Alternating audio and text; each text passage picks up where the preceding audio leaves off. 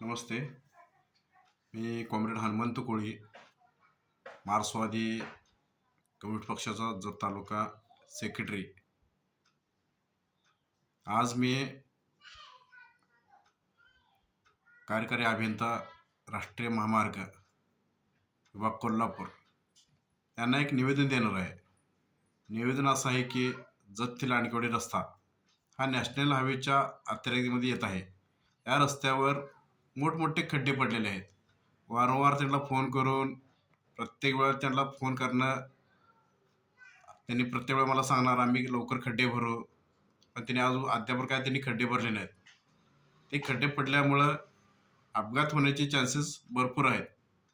त्यामुळे मी आज कोल्हापूरला जाणार आहे. त्या राष्ट्रीय महामार्ग विभागाच्या अधिकाऱ्यांना या संदर्भात निवेदन देणार आहे.